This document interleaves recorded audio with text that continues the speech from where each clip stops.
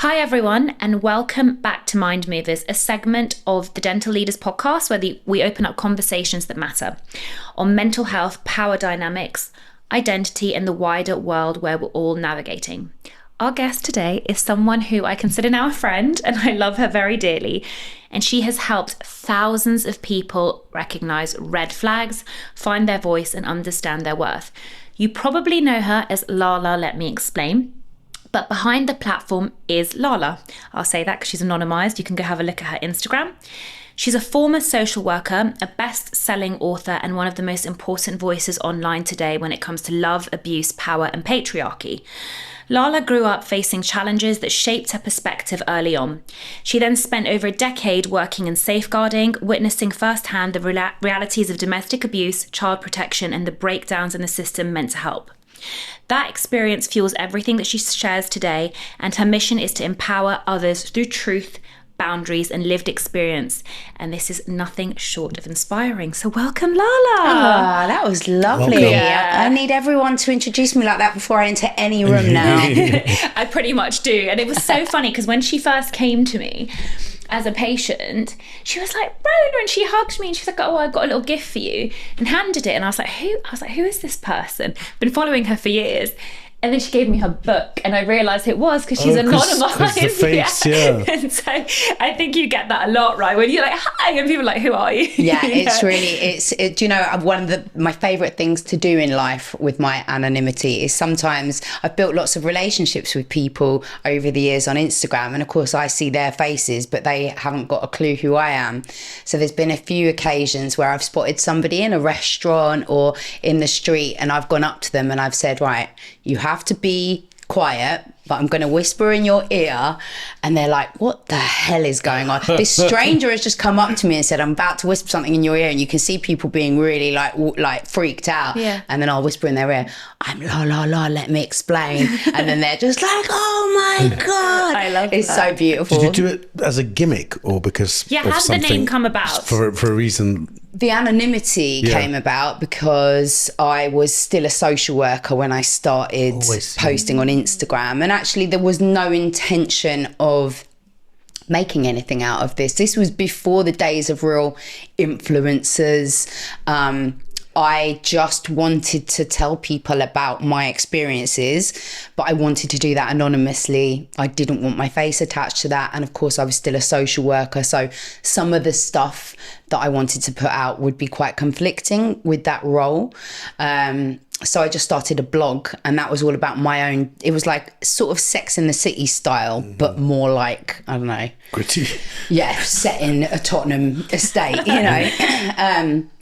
And so I was writing out these dating stories, and they went viral on WordPress. And then I created the Instagram off the back of that to get people reading the blogs. And then it's just sort of evolved from there. But I've kept my anonymity for a number of reasons, really, to protect my son.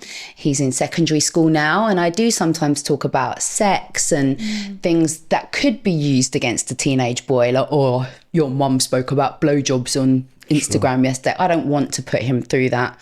And I just think it's safer. I've helped a lot of women to leave really dangerous men. In fact, a man went into an estate agent's the other day, bizarrely, didn't know that the woman actually knew me or knew who I was. And he started ranting about how Let Me Explain had made his wife leave him. So things like that. I mean, she contacted me to say like this, I've just had this really weird situation, but things like that are a constant reminder of, just keep your anonymity, you know? Do you think it bothers people that you're anonymous? I think it has swings and roundabouts. So I think that the negative stuff that gets leveled at me is almost this idea that I'm not fully owning what I say because I'm keeping a mask on, and that if I'm hiding behind anonymity, then I'm not really saying it with my chest or being authentic, I guess. But actually, I think the anonymity allows me to be far more authentic. Yeah. I can be free without the fear of judgment. Yeah, I agree. But I think also a lot of people really appreciate the anonymity because it doesn't box me in. If you're a Muslim woman who I don't look anything like, and you know, you don't look at me and see me as necessarily your sister, that might make you less inclined to take my advice. Whereas if I'm anonymous, you can make me whoever you need me to be in your imagination. You know, and I feel that sometimes if I'm looking at an advice page or somebody talking about something on Instagram, I might look at the woman and think, I can't relate. You're probably not dating the same kind of men that I'm dating. You're probably in a different life phase to me. Whereas the anonymity takes away all of that and allows people to just hear the message. I absolutely love that. And I totally agree, because I think that, you know, interestingly enough, like with my social media, it was an expression of who I was. And for me, definitely like the glamorous creative part of me was always suppressed during dental school. And I loved social media because it allowed me to express myself. But what I have come to realize is that so much judgment comes with that, you know, especially from my colleagues, like less so from people, because, you know, we met each other through social media. But, you know, they're like, can she be taken seriously? Does she look like a certain way? She's too glam, she's too done up, she's too this. So like judgments do come. So I actually think it's really, really smart in a way. I mean, I think anonymity is such an important thing in general, right? I mean, the idea that you get recognised in the street would do my head in completely. And yet, I do like getting recognised at a dental event. Yeah, that does, and so I scratched the itch there. But out in the real, like the idea that I could be in Waitrose and someone knows me, I do not want anyone to know that I'm in Waitrose.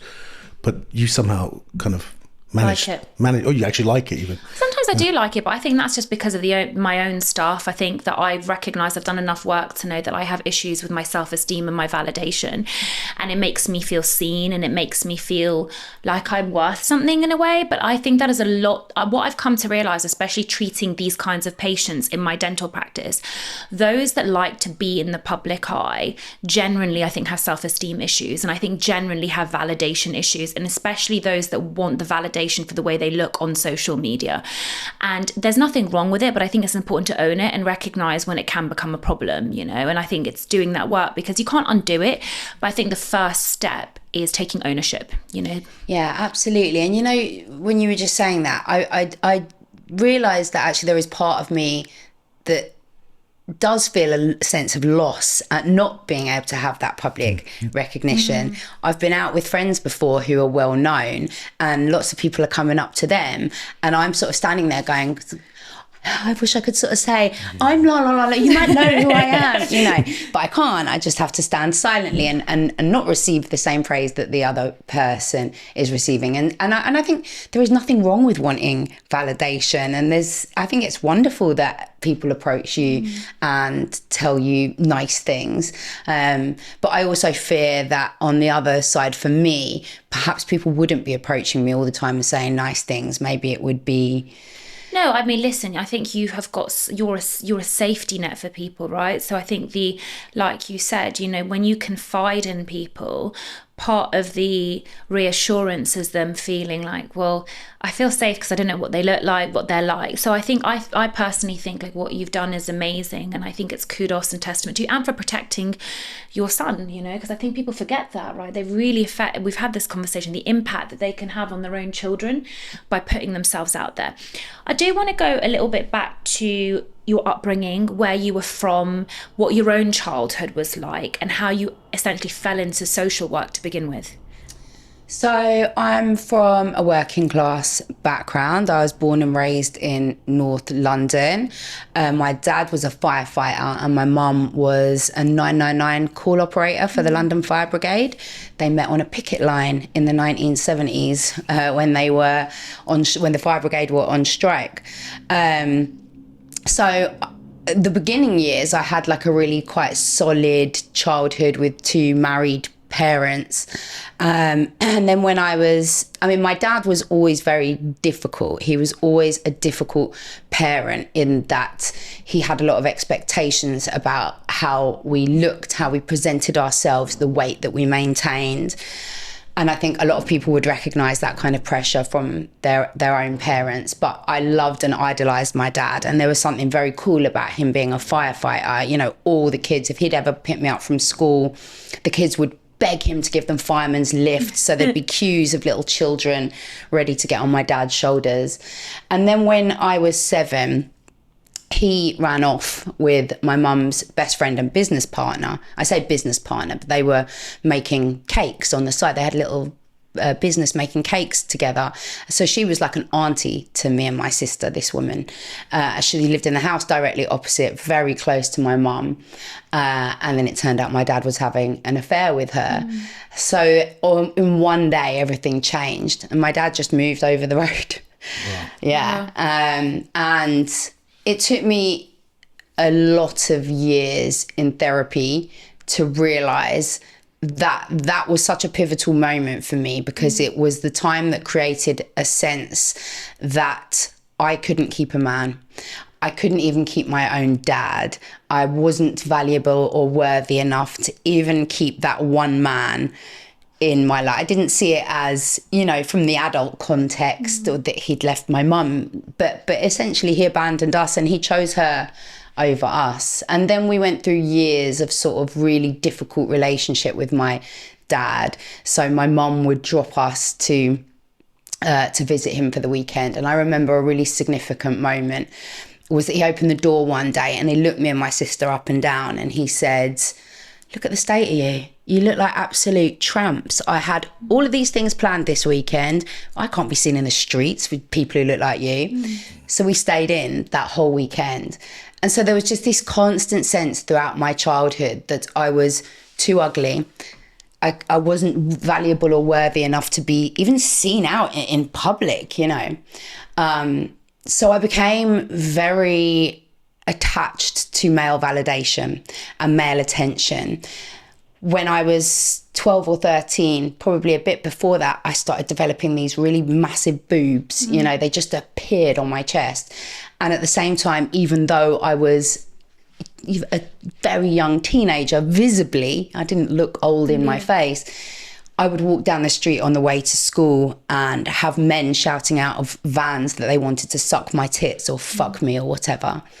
You know, and at 12, when you think, I'm really ugly, I'm really disgusting, and then a disgusting old man shouts out of a window that actually he wants to do something to you, part of your brain sees that as validating, sees that attention as meaning something, that actually you are attractive, you are sexy. And so then that had such a huge impact on how I showed up in dating and love, you know, from the age of 14 when I lost my virginity to a really horrible boy who I now look back and realise also was an incredibly damaged young man who'd had awful times at home. But he subjected me to just really a very abusive relationship for several years of my teenage life. And again, that just carried through and carried through. And my first proper true boyfriend after secondary school, who I fell in love with, who was a lovely man, actually, and who gave me, he would worship like from my toenail to my eyebrows, you know, everything was beautiful. And he was really like quite an antidote. But his life very quickly fell apart and he became addicted to crack cocaine. Wow. And ended up in prison for attempted murder, not of me. He got involved in drugs and drug dealing and all sorts of stuff. And I was very involved in the whole court case and things like that. And it was when he got sentenced to 13 years in prison, which was like a grief to me. But I contacted the prisoners' families helpline, and they were just wonderful. And then I started volunteering for them. And at the same time, I'd started doing a counselling course and I started teaching sexual health. And just all these things came together as a result of his incarceration and then my need to help other people who were going through similar things to me. And then it was just, you know, a road from there right into child protection and where I am now, I guess. Amazing. I mean, like, wow, like just such a deeply colourful past, you know. I actually didn't know that, and I didn't know how much you've been through. Do you forgive your dad? You know, the situation with my dad is complex. So I actually love him and I will never stop loving him. I don't idolize him anymore, and that was really the key in a mind shift for me. Also understanding who he is and how he got to the place that he was at. I think when you can see your parents in the context of how they were parented, you know, when I look at my dad and the experiences that he went through a much worse childhood than me. He watched his dad severely beat his own mother. So there was lots of stuff going on for my dad. So when I was able to look at my dad as a little lost child, that helped to heal a lot within me. But I did stop speaking to him for a couple of years, up until last year, because I realized that we were just repeating patterns. And it was this weird thing where I'd done all this therapy and all of this healing, but still, if my dad was coming over to my house, I'd be like a maniac, sort of trying to tidy up, make everything neat, and instilling that in my son as well. Like, granddad's coming over, your nails look dirty, cut this, you know, sort your hair out. But I'm doing the same to him as my dad did to me, this pressure of, you're not good enough, you must look perfect, you must be perfect. And I'm like, what the fuck am I doing to my own? I'm literally repeating. And then every time we'd spend time with my dad, things would end up in an argument. And my dad is the most argumentative. He always thinks he's right about everything. And then it just got to the point where I was like, I just can't do this. I've been repeating this for 40 years. I'm done with it. What is the point in striving to have a relationship with this man? Blocked him. And then last year, he nearly died. He's an alcoholic now. He wasn't before. And he basically drunk himself to the point of extremely near death. My sister and I had to break into his house, virtually drag him out. He had, I think, 18 blood transfusions. When we got him to ICU, they were like, if another hour, he would have been gone.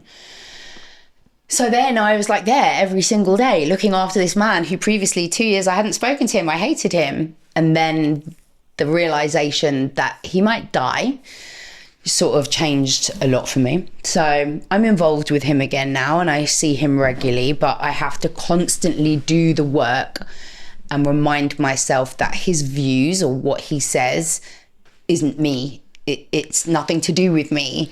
It is all him. I think it's really hard though with parents. I mean, because I've never really asked you, but I feel like everything starts with parenting and that parental viewpoint. Like, I have a mother wound. So I would say I do idolize my dad, and I still idolize my dad. More is to do with my mother.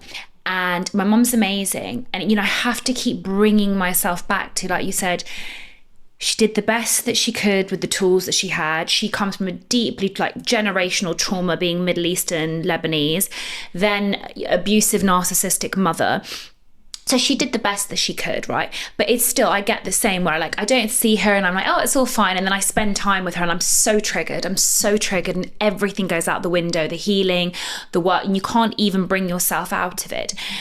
I think it's hard because parents do really shape us, and I think that a lot of people that are on this journey of, like, self-love have to recognize that you have to look at your parents, and if you are willing to make change or want to make change, you have to break their patterns as well. And I think I'm not into, like, severing relationships, but I'm into boundaries. I think boundaries are important, and they make you feel guilty about it, but I think it's really important. Do you feel like your parents still impact you? Does the notion with either of you resonate of loving someone but not liking them? Oh, yeah. Yeah. Especially with family. Yeah. What does that mean to you? I think of one person like that, you know. And in your family? Yeah, in my extended family. And it's I feel so conflicted about it. Why?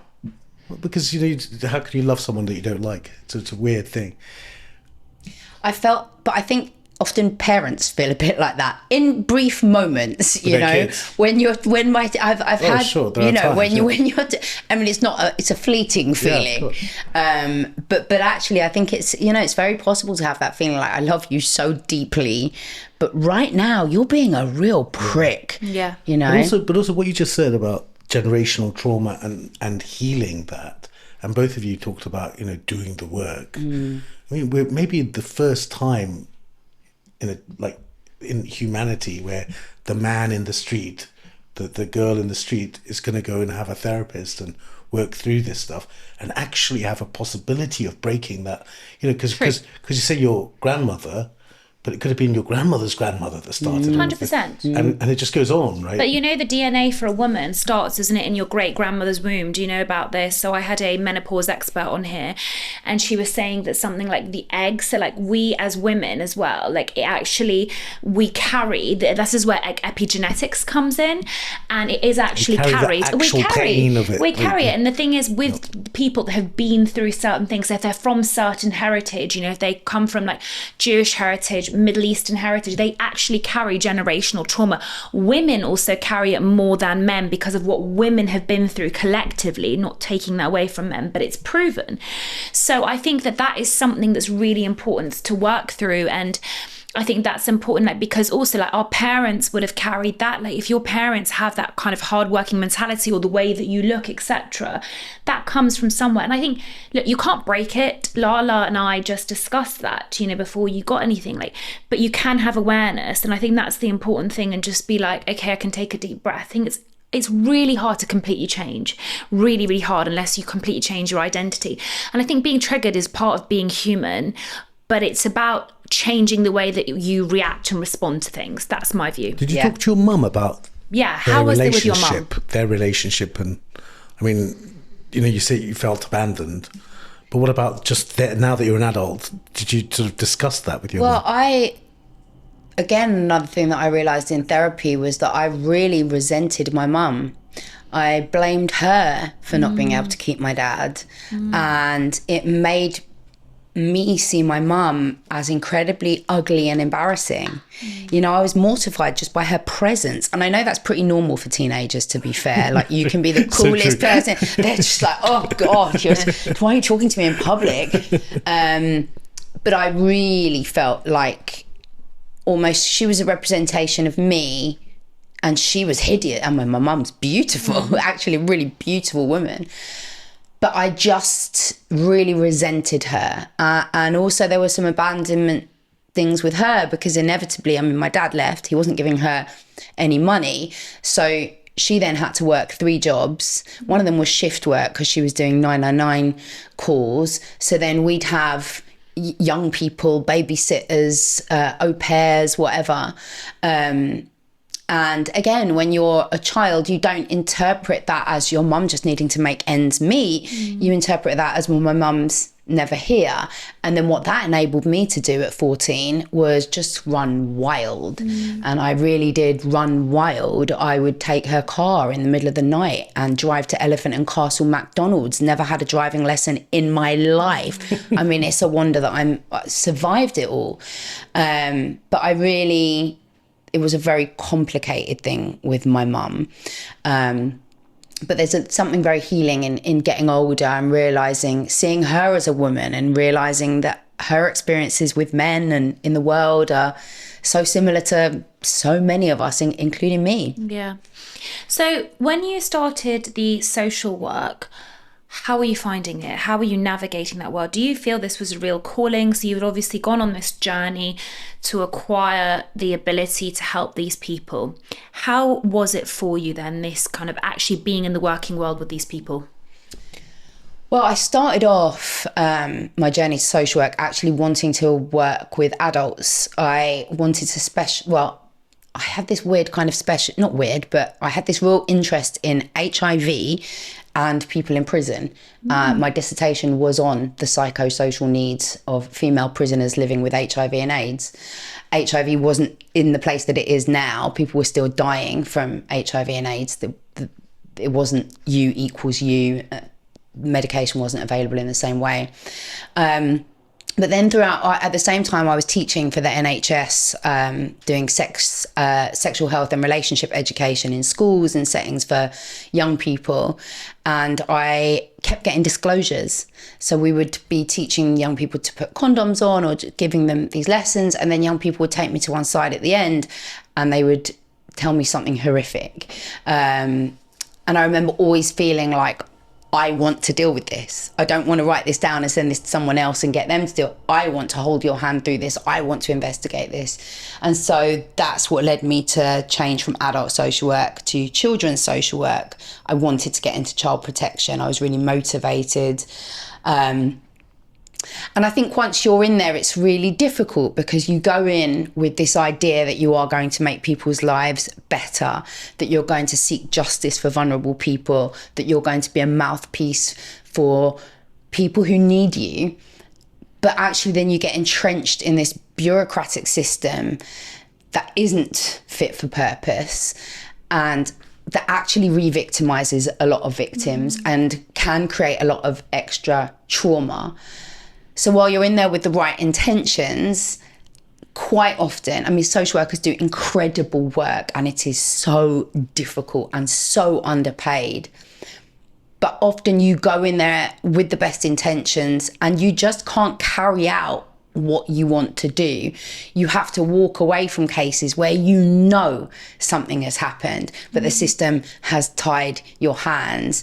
You have to go into homes and take babies off mothers because that mum will just not leave the man who is abusing her.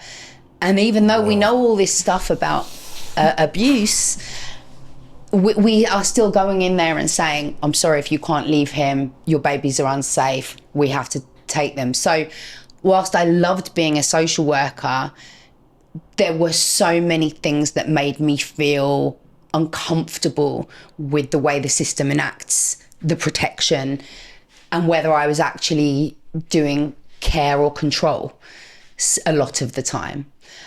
Was that quite early on in your career then, or do you think that developed later? Right from day one. I remember, sorry. Yeah, go ahead. I remember going in, I think it was one of my first few weeks, and I was on duty and this family turned up downstairs and I can't really remember what had happened. Something went wrong with their housing. I'm not sure if they'd been kicked out by the landlord or what it was, but it was a mother with two really young kids, completely homeless, no family support system. And she turned up downstairs and I'd gone down as the duty social worker, and having just studied, I knew the laws, I knew what was available. I went back up to my duty manager. I said, two homeless children downstairs, what can we do to help? And my managers were like, well, tell them to fuck off. Tell them to go to their mum's house. Haven't they got a grandma? What about the aunties? And I was like, what? But what about this section of the law? And they laughed at me. When I pointed out, I went off, got out the Children Act, found the part of the Children Act that said we had to do this, brought it to my manager, and they just laughed and they were like, she's very green, isn't she? You won't be this green for very long. And they were right. And then I found myself towards the end of my career being a bit like that. At the end of a long day, someone would turn up and I'd think, oh, well, they can fuck off. And I'd have to catch myself and think, you have now become entrenched in the system. What are you doing here? Are you representing the system or are you representing the people that you came in? I think this resonates with all of healthcare, right? Does it? Yeah. Yeah. The nurses, social workers, even NHS doctors, that whole system runs on the goodwill of the humans. Yeah. Yeah, because it's so underfunded that if the humans don't have goodwill, the whole system will fall apart. Yeah. And then those humans get jaded. Oh, yeah. In the end, those humans get jaded. If you were going to redesign it, I mean, it's a funny thing. Why should social workers not get paid well? Well, it's a weird thing. Why? It's so weird. And I was thinking about this the other day about how the whole public sector is so devalued and we really need to do something about it. So my son was talking about how he'd like to become a firefighter when he leaves school. And actually, that is something you should be so proud of. What a wonderful thing to do. But my first thought was, well, they start on about £37,000 a year. And you're going to risk your life. You're going to give everything that you have and potentially lose your life for £37,000 a year. And it's the same with doctors. Of course, doctors earn more, but not that much more. If you're a paediatric doctor in an A&E department, you're probably earning less than me, and you shouldn't be. Per hour, you shouldn't be. Yeah. And I mean, me as an influencer, not me as a social worker. We have to start valuing those people. We have to make sure that firefighters, teachers, social workers, nurses, dentists, doctors, dental nurses teachers are valued monetarily. Back home in Iran, university teachers, like maybe one of the top jobs in the whole country. In terms of financial rewards as well. Yeah, they earn because they go around universities giving lectures. Whereas here it's just but this is the crazy thing. So like, sorry, I was so like was like dying to like kind of interject because I'm so passionate about it. I had a lot of scrutiny when I left the NHS. I worked on it for 10 years. I got invited on the Piers Morgan show a few years ago because they wanted to talk about the dental crisis. As we know, it's absolutely awful. People don't have access to a dentist. They're taking out their own teeth. Children now cannot get access to a dentist, and it's becoming absolutely horrific because they have abscesses which can become life-threatening. You know all about this. And the problem is they keep blaming the healthcare professionals and they don't understand about the system. Because when I qualified, I was on £8.75 a UDA, so that was about 15 years ago. So my first year, like you're saying, I was making like 27k, something like that, working on the NHS. That was for my VT year, and obviously it went up a little bit, but not really a lot. And then I was like told it's all about targets. You have to hit this amount of targets or you're going to lose your job. You have to do this, you have to work this quickly. So what the system taught me was to be fast, not good. So being fast means that you don't necessarily treat patients that well. And so for me, it wasn't necessarily about me not valuing the NHS. It was because I couldn't value myself, couldn't value the work I was doing. I was not allowed to use certain materials. I was not allowed to see patients for this amount of time. So the transition for me, like I stayed in it for a long time, 10 years, compared to a lot of dentists these days. I didn't go into it. Yeah, but a lot of dentists these days, like I felt really straight to private. Yeah, he did. Yeah, but I felt guilty because I was like, I've like been, this education has been paid for. Like I owe the system, I owe the government. So I had this like sense of guilt. And even when I went private, I was still doing 50% NHS work. So I was doing 50. It wasn't until I bought Chelsea, which was like 5 years ago, that I went completely private. I was still doing a bit of NHS work. And I just think, like, when you see these TikToks and Instagrams with doctors in America, for example, which is a very broken system on the other way, and you're like, bloody hell, like there was a pediatric doctor that compared her UK salary to an American one. Now, I'm not saying we need to go that far, but like, you need a happy medium. And also, I think you need people to start valuing the systems. So, for example, some places in Europe, like Germany, Sweden, people pay a tiny bit into like a pot essentially from when they're young, and then that all accumulates. So people have access, but they're not used to something that's completely free. You may say, Rhona, like you're wrong, people should have access to completely free, but I cannot see any other way, because also I think the value side of it has to come also from the people that need it and understand as well, like my health is important from a young age. And I'm not talking about like a lot, like £3 a month or something. Can I be controversial? Go on. I think politicians should earn more. No, I agree. Really? Oh, that's so good. I mean, the idea that you earn more than the Prime Minister, is ridiculous. Like, that blows my mind. The Prime Minister should earn more than Rhona Eskander. Let's face it. Okay, fine, but I want to know. I want to know why. But okay, I mean, this is a bit strange. They earn so little that they have to be corrupt to pay for their lives. Yeah? Do you think? Although I'm sure in countries where they earn more, they're still corrupt. Yeah, but if you're one of 600 MPs in the country, you should be earning more than every single doctor. Like, what's that about? That's a very important job to represent that constituency and do everything that they do. And what should they do out of the kindness of their heart? They should at least be able to put their kids in school, go on a couple of holidays. Can't do that on 60 grand or whatever it is they earn, right? What do you think? I agree, and also because I think our MPs should have a range of valuable skills. I would really like an MP, the cabinet member for education, to have been a head techer. You're not going to want to go from head teaching job to an MP's job, which is double the amount of time you're going to have to work for very much the same. Or if you're a super brain, you could go to the city and earn £500,000. Yeah. Or you could become an MP and earn 60. Well, you want the super brains to do these jobs. I completely agree. I think all of these things, any public sector role, I think should be valued much more highly, because then you get good people in those roles. And that's not to say that the people in them at the moment aren't good. A lot of these roles are a vocation. I'd say being a dentist, social worker, MP, all of those things, you probably have to be a certain type of person that is very much called to want to do that.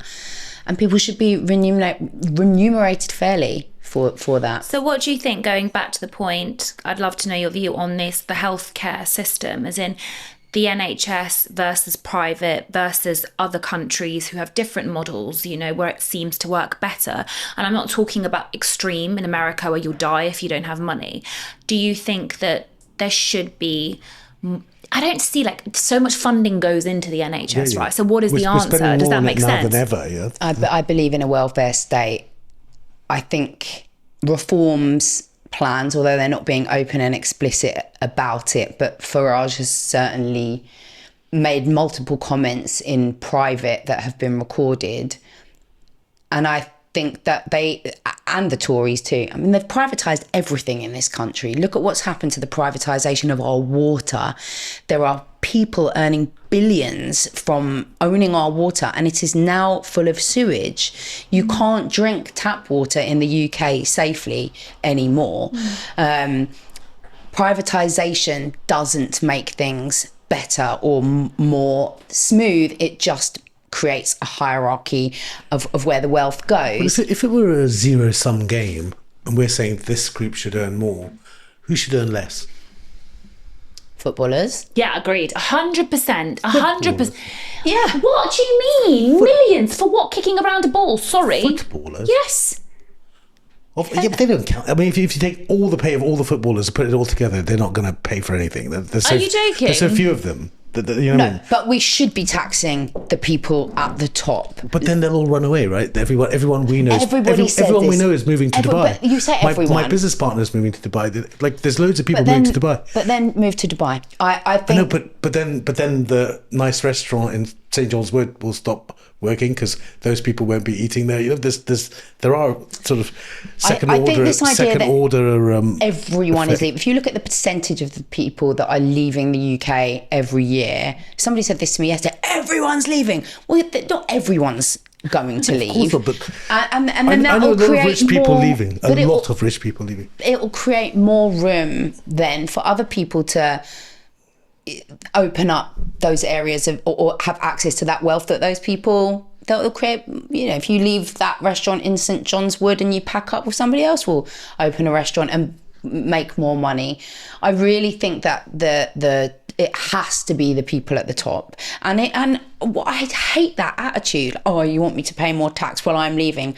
Piss off. There's people on the floor who have to choose between whether they can eat or their own child. But if we're talking about raising revenue, I mean, it's like a financial discussion. I mean, I'm with you. I feel left-wing overall. Yeah. But it's a financial discussion. Like, if you raise tax to this amount, you'll actually get less tax. And so, you know, there isn't an easy answer. But, okay, footballers, who else? Estate agent types, those types. No, I thought estate agents very. You just want us to make some enemies now. It's a very interesting point, though. Yeah, the estate agent gets a percentage of the price of the property. So for doing the same job today, he's getting 10 times what the guy was getting 15 years ago because property prices have gone through the roof. Mm-hmm. You know what I mean? But he's doing the same thing. He's selling this house.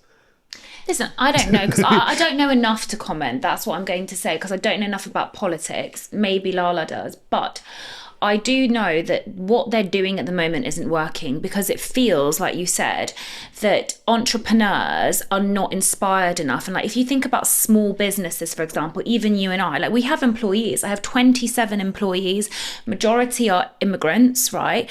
And they are making it impossible for me to sustain a business because they've increased national insurance. Like, I think that, like, we need to incentivize the small businesses. That's what I think, truly. Everything we're saying is money. Yeah, we're saying pay the teachers more, pay the doctors more, pay the nurses more. No, but it's like, for example, if you are helping people, tax you less. So this is all cash. So where are we going to get this cash from? That's the question. I hear you. We were doing all right. Yeah. We were doing all right not that long ago. True. I remember being a social worker under Tony Blair's Labour government, and then the shift that happened was stark. Austerity Yeah. And it really, I remember when I started, we had so many resources. If you had a teenager who was pregnant, we had a teenage pregnancy team. If you had a parent who was on drugs, who happened to be a traveller, we had a travellers team. We had everything, and it meant that we were really able to work well with families based on their specific needs. We had resources. If somebody came and they're... But I think the country was richer at that point. It's cyclical. Yeah. And we were in that cycle where there was some money, in the mix. But you're right, Blair was a genius, right? Tough on crime, tough on the causes of crime. I mean, he he was a warmonger, guys. We can't forget that part. But in terms of what he did for public sector, it felt like the country was being run really well. And then the Tories came in, and really it wasn't very long before we were at a point where there were no pens, there was no ink in the printer, we couldn't give anything to families. We were struggling. Thatcher, though, or are you not old enough? Maggie Thatcher, milk snatcher. So she that's what I remember, is that she took our milk away when we were in primary school. The picket line that your parents met on could well have been 1978-ish. Yes, it would have been. That's the year I got to Britain, running away. And Britain was terrible in 1970. I mean, that's what my dad says. There was a general strike. That's why they were on strike. Yeah. Everyone was on strike. Yeah, and interestingly, the guys who dig the ground to put the dead, and the grave diggers were on strike. There was rubbish men were on strike. Everyone, the country was definitely not working. Although in the cycle, also there was no money because there was an oil price had gone through the roof. So it's a funny thing, like society, in that we all seem to know what's wrong with it, but none of us know how to really put it right. I also look again, and I don't want to be controversial, but maybe it's because of my poor experience. I also don't think necessarily like communism is the answer. No. I went to Cuba, and I found it one of the most depressing places I've ever been to in my life, and it was really interesting. The people were depressed. The people that lived there were depressed, and you'd want to go to a restaurant and all the food was crap, and you'd say like, oh, wouldn't you? Well, they're not motivated. Why would the guy next door make it good? I do think a little bit of competition in human behaviour is normal, natural. So I don't like seeing that in practice. I was like, God, I can't wait to get home. The doctors were depressed because I had to go. We had to take my mum for an emergency. Then she fell over. It was just a generally like depressive mood. I don't think I've been to a communist country where I was like, this works and everyone's really, really happy.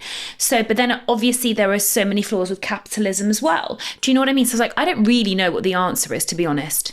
So let's leave the politics behind, because I want to move back to Let's something. move to safeguarding from the dentist's perspective. Yeah, well, I want to talk as well, because so obviously you're doing the social worker, and like what I have to say is, since I was about 10 years old, I remember so vividly social workers being taken apart and blamed for anything that went wrong. Yeah. So Victoria Climby, Baby P, all of those stories, it's always the social worker that's the one that they blame immediately.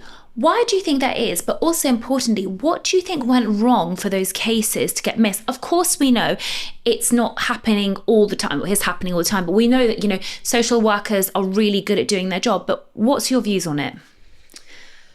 It's interesting how social workers are so demonized. You would really think that people whose jobs are every single day trying to make the lives of vulnerable people better, you would think that it would be an applauded profession. But it's not. It's actually the opposite of that. Social workers are very much damned if you do and damned if you don't. Because in cases where we remove children, there's always going to be a backlash. We've missed something, or we shouldn't have done that, or we're being evil or controlling. And then in cases where we haven't removed children, and unfortunately or very tragically something happens to that child, then it's, why didn't you remove? You should have removed sooner. And it's all very well pointing the blame at social workers, and sometimes social workers are to blame, but actually I think that's quite rare. It's the system that is to blame often. If you are a social worker, I can only speak for London boroughs, but largely at the moment, you will probably have upwards of 50 children on your caseload. 50 children, all at different stages or all there for different reasons. And you might have a week to get out to see all of those children. Now, you're going to look at that caseload of 50 and you're going to see, okay, one was a teenager who's self-harmed. The other one is a baby with a fracture. You don't have the capacity to give the same amount of attention to the teenager who is self-harmed as you are going to the baby with a fracture. So already you're in a really difficult position because you're having to prioritize who needs me most. And sometimes who needs you most isn't that obvious. It's not always fractures and burns and bruises. Sometimes it's much more subtle. And this is no excuse for missing child abuse, but if you have 50 cases and you're running from one to the next, it can be really easy to miss things. And it can also be very, what's the right word? You can be very easily manipulated by the parents, by other professionals, and by your own managers sometimes. So sometimes you even sort of gaslight yourself, where you might think, oh, this I'm not sure about this one. My gut is telling me these kids need to go. But then you're made to feel that you're being over the top, or do you really feel like this because, the budget's a bit tight this month and we don't think that this person's going to agree to a foster carer. So have you really thought about it? So I think social workers are often just in a really impossible position. If you get that wrong, some child might die. But you say, we make mistakes all the time, right? We make a mistake, a filling might fall out. It's a total nightmare. Oh no, but there is a case with I don't know if you're aware of the case of baby Elle. No, what happened? Who was there? a 5-week-old baby who was brutally murdered by his father. The mum, when she was pregnant, had aroused suspicions of the authorities because she kept presenting at hospital with a variety of injuries, but her explanations for those injuries stood up to scrutiny. They didn't arouse any suspicions in the doctors and nurses who saw her, but there was a number of injuries that she'd sustained. What happened was social services and health visitor, I believe, went out because some concerns had been raised by other professionals about her care of the baby and the baby's sibling, and there were suspicions that there was domestic abuse in the household. Social worker and health visitor went out, saw the baby, said everything was fine. Mum consistently denied domestic abuse, so they left. The following day, baby Elle was murdered. He had a split liver. He had head injuries consistent with being shaken, covered in bruising. That case went to court, and what came out of that was that the only person that the mum had been truthful with about the domestic abuse was her dentist. She had a temporary denture in because he'd knocked out 2 of her teeth. She also had significant marks around her neck because he very regularly strangled her. And she had spoken to the dentist about this on a number of occasions, and the dentist never recorded it or never took it any further.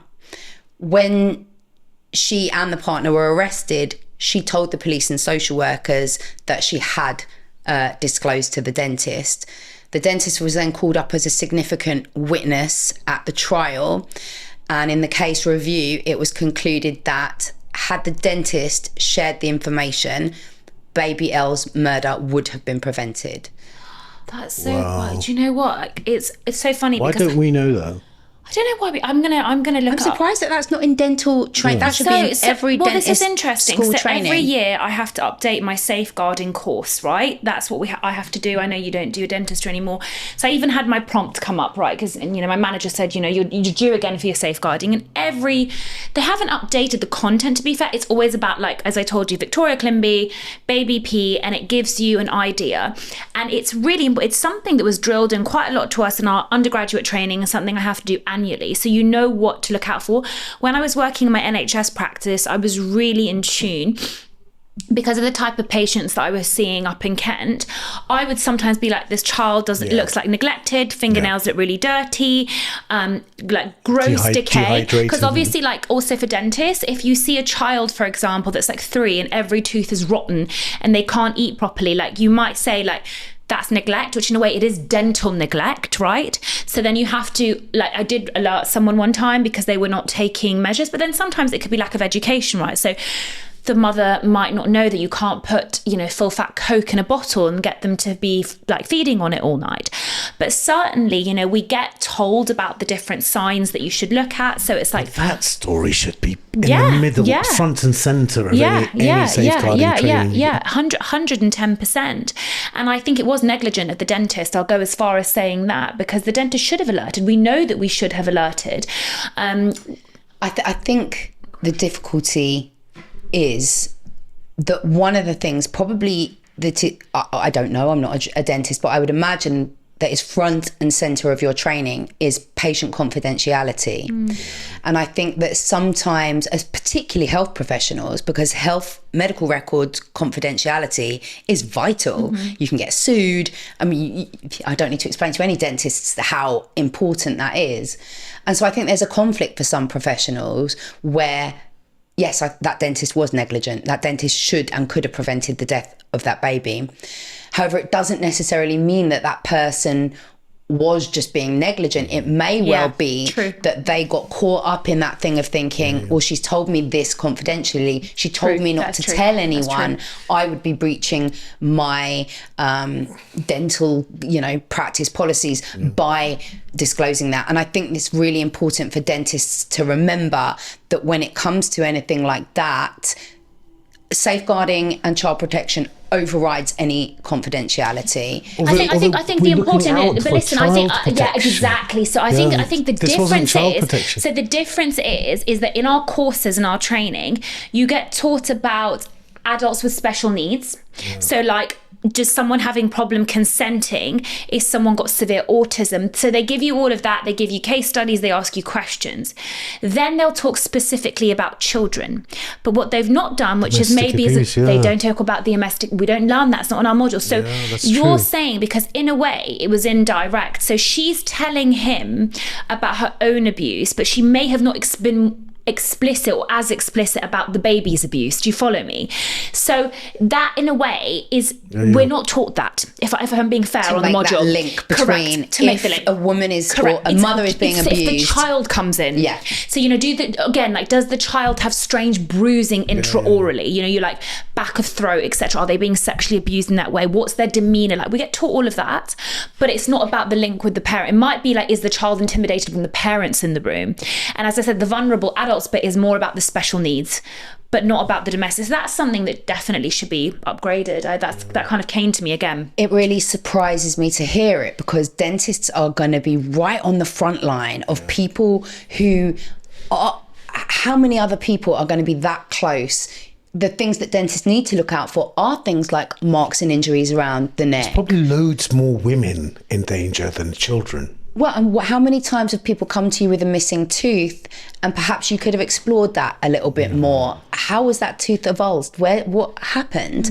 And don't necessarily accept that answer. And again, if there's sort of marks anywhere, tears, on frenulum, it's important to err on the side of caution with all forms of domestic, because child abuse is domestic abuse. It's domestic. It's happening at home. But that's so interesting to me that there is sort of no focus on abuse, adult victims that might come to you. It's fascinating. There should be more. So in the cases of, like, for example, do you sometimes look and get frustrated? Like, one of the recent cases was about Sarah. Sarah, the girl that was... Sarah Sharif. Yeah, Sarah Sharif. Did you not know this story? Her father was a Pakistani guy. His first marriage, I think, was to an Eastern European woman. He had a child. The mother didn't have not consent, you know what I'm trying to say. She didn't have, so he was basically the guardian for the child. Then he got remarried to another Pakistani woman, and then basically I think they had their own kids, but Sarah was the one being abused in the family, and then eventually he beat her up so badly that she died. And he ended up confessing it on a phone call, I think, because the guilt had consumed him. They tried to flee. Fled to Pakistan. Yeah, he fled, exactly.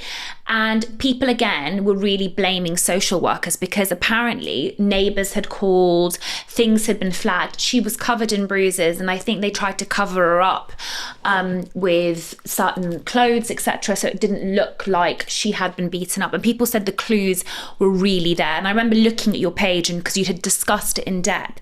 But I want to know from your perspective, were you frustrated because you thought there were so many clues, or do you think it's just so much easier to look at things in hindsight?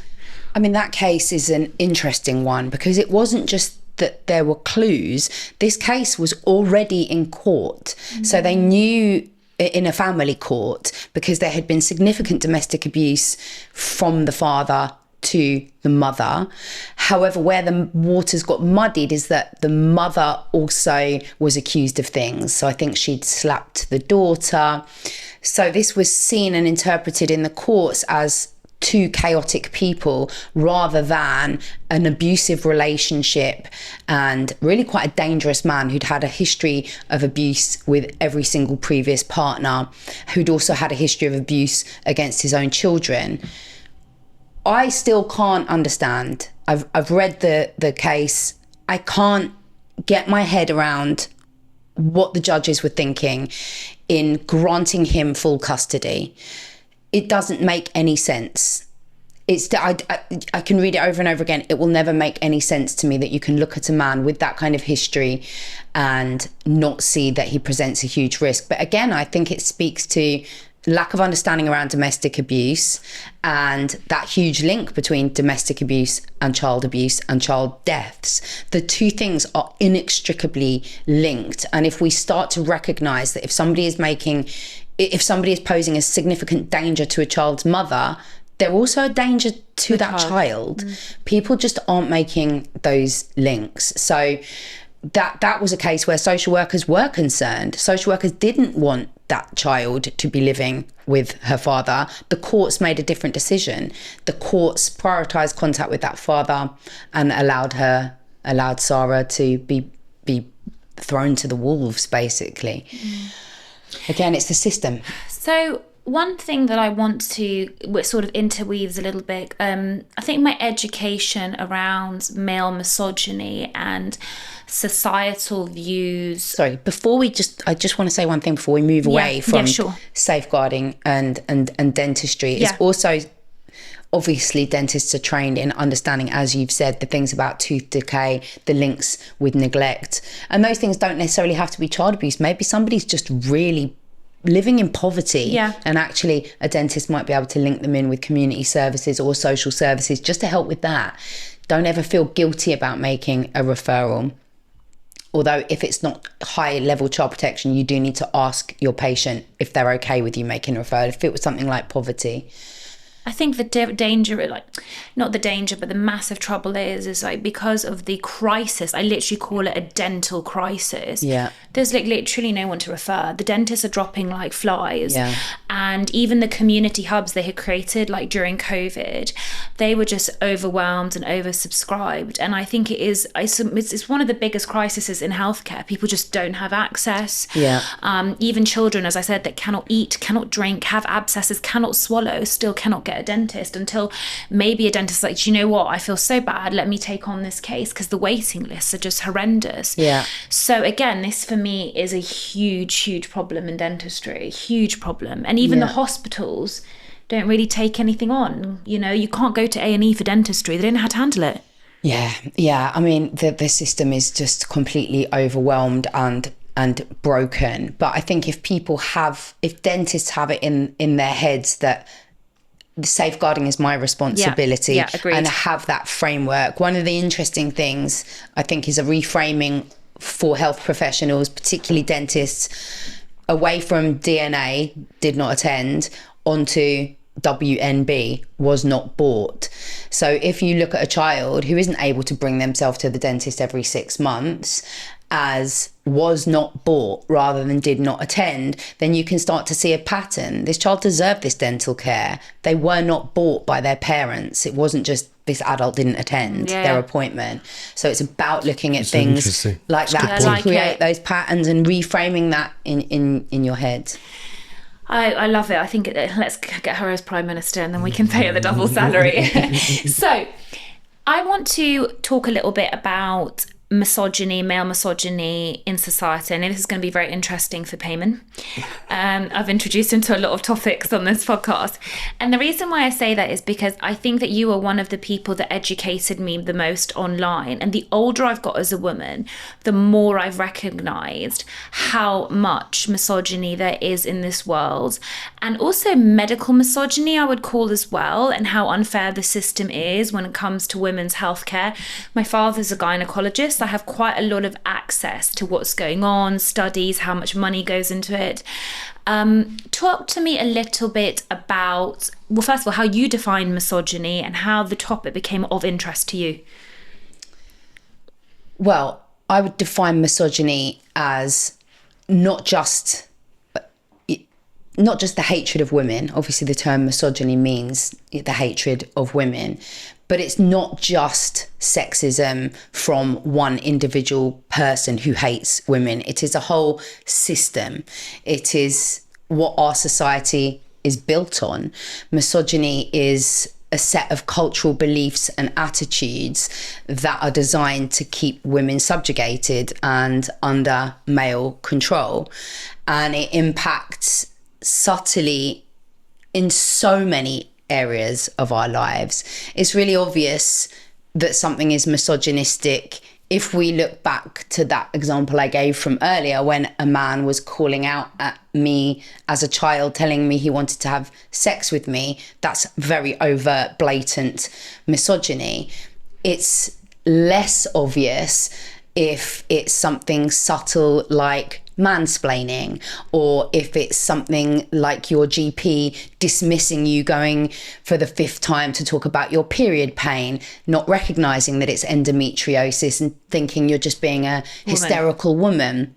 Things like, a man being assertive is seen as a powerful man, a woman boss who's being assertive is seen as a bitch. Those little subtle ways in which we separate the genders and apply ideas and roles to them that then continue to keep women oppressed and keep women down. I have a lot of interesting conversations. I have a friend of mine, he's a dentist and I love him, but recently there's been a lot of friction because he believes that women in the Western world are creating drama for no reason, right? And he says to me, like, women these days, they have the upper hand in the Western world. You have all of the rights that you want. You can do what you want. He's like, look at the women in Afghanistan, look at the women in like Haiti, look at all of these places where women's rights are really nothing. They can't vote, they can't have an education, they're forced into child marriage. He's like, that is it. And we get into these arguments. And then when I tell him, like, for example, male influencers like Andrew Tate, Russell Brand, etc. need to be questioned and they're clearly extremely dangerous, misogynistic, he goes back down the whole thing is people are just scrutinizing them because they're ousting the government and they're calling out, have you heard this conspiracy theory, and they're basically calling out propaganda, and it just infuriates me because I feel like, again, it just takes it away from the message. Okay, you say your view and then I want Lala to kind of say. Do you recognise an opposite side to that? What do you think misogyny, the opposite is? As in there's going to be some advantages to being a man and some advantages to being a woman. If you choose to only look at the advantages of being a man, then you're forgetting the other side. That's not the advantages of being a man. There is that, if you look at it like racism, right? There isn't some part of that we can see is, well, that's, that white sense. People should be in power, actually, because there's some, there's none of that. So there's nothing about being a woman that's more advantageous. Well, it's not about being a woman that's more advantageous. I love being a woman, but the examples that Rhona just gave about her friends saying that Western women have all the rights, well, that's pretty fragile. we don't have those rights absolutely set into stone. Those were hard fought and won rights that we had to win. That's true, yeah. From men. We should never have had to ask and beg for the right to vote. We should have always had that. There should have never been a time where men were in complete control of everything and then women had to slowly go, oh, please can you let us leave the house by ourselves? Please can we open a bank account without a man's signature? What do you mean they should never have been? Well, it shouldn't have. We're equals in society. It should have never been society a thing. should have never been created in man-made. I know, but in a way, it doesn't help anything to say it should have never been. It should have never been, and that's what women have to fight for. As you say, this current, let's just indulge me and call it equality.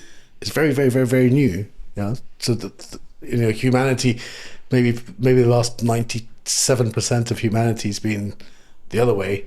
Okay, it should never have been, but that's just the way the species was. Right, but it was very shit for women. Yeah. And women who came before us didn't want that for their daughters. Her friend's making that point, saying, look, now you've come forward so fast. But if women in Afghanistan in 2025 can be banned from singing and speaking in public, banned from having any type of career, they're not allowed to undertake midwifery courses or work as doctors, and men are not allowed to be in the room when they have babies. I mean, that is serious and severe. And we can't look at Afghanistan and the people in Afghanistan as some other species. They're not. No, well, Afghanistan's gone backwards. In the 60s, so then what stops us from going backwards? My love, and what you don't understand is America is the Western world. Yeah. And there is a woman in Georgia who has been declared brain dead and is a human incubator. That is America. That is not Afghanistan. And that is also a white Christian state. So for those that come at me and say, oh, only Islamic states. Stuff. Yeah, you're also Iranian and you feel very passionate about women life freedom, right? Like the way Iranian women are now, have risked their lives, their eyesight, their limbs to fight so they can wear the clothes that they want to wear and beyond. Like it shows you, and we cannot be ignorant to the fact that this could perpetuate the UK eventually. Do you know what I mean? You've got a daughter, and I think that's the important thing to note. And allowing certain kind of influencers to infiltrate our feeds and to sort of brainwash people. We've talked about it before, haven't we? We have talked about it, but I think the men are not represented, haven't been represented. So where are men not represented? This ends up becoming the where are men not represented? For a young man, they don't have role models. Where what? They don't have role models that the culture is pushing. Who were your role models? Yeah, who were your role models? Back then, Back then, God knows. Sports people. Right, and sports people still very much exist for men to have as role models. No, but the culture's not talking about men anymore. Yes, they are. They talk about Marcus Rashford and all the amazing things that he's done. You know what I'm saying? No, they talk about Gary Lineker and how great he's doing at the moment. I can think of 1,000 men who are being celebrated and who have platforms and who have voices. There seems to be this myth that men are not visible in public life. Men have always been dominating public life. And then women said, can we have a go? Can we be part of this? Yeah. And then men reluctantly allowed them to, which again, the fact that you lot even felt you had the right to allow us when we're just equal citizens in this world the same way that you are, is wild. And all of this stuff around there's no role models for men, that's nonsense. There are just as many role models for men as there are for women. What seems to have happened is that gender equality for women seems to have made some men feel like they're losing something or they're having to give something up when they're not. Nothing has to change for men. You just have to make the world a bit more fair and equal for women. That has resulted in a backlash, and people like Andrew Tate and other influencers like him have been able to exploit that. They've exploited that by telling men in really short sound bites, no nuance included, he's able to just come in and go, you know what's wrong with the world? There's not enough strong men, but you can be a strong man. Now that would be wonderful. I want strong men. I want my son to grow up in a world where he can see that he can, you know, be whatever he wants to be and be whoever he wants to be. But that also includes being a soft man, if that's what comes naturally to him. If my son develops, I mean, my son is the biggest boy's boy that you could ever meet. There is nature, nurture is so strong with that boy. It's nature, Yeah. you know, he is so masculine. But had he not been, and he'd have loved ballet, doesn't make him not a man. You can be a man in any of those guises. But Andrew Tate comes in and he says, what it means to be a man is that you must be rich, you must work hard. Muscles. Again, that stuff's great. Work hard, you know, aspire to have a lot of money. But he also then frames it in dominance. He frames it in, you have to dominate your household, you have to dominate the women around you, you have to be this way sexually, you have to, you know, showing any emotion is weak. So whilst, yeah, you can extract some good things from his message and from other alpha male influencers' messages, the core of it all is dominance and subjugation of women, and that is harmful to 50% of the population, and we're seeing the effects of it now in schools. Don't you see much more women worried about Andrew Tate than, I mean, men? I don't know. But listen, I don't know the men who okay, follow but listen, Andrew because Tate. I want to dismantle this, right? Because also, like, this friend of mine will say, oh, but you know, the whole point is that government want to create weak men, and that's why Andrew Tate, because is such a threat to them, because It's like weak a men, just wait conspiracy for it, theory, yeah. because weak men are the ones that are going to be likely to, like, go off on war and doing stuff for the government long term, you know, all these conspiracy theories. And I'm like, what the hell?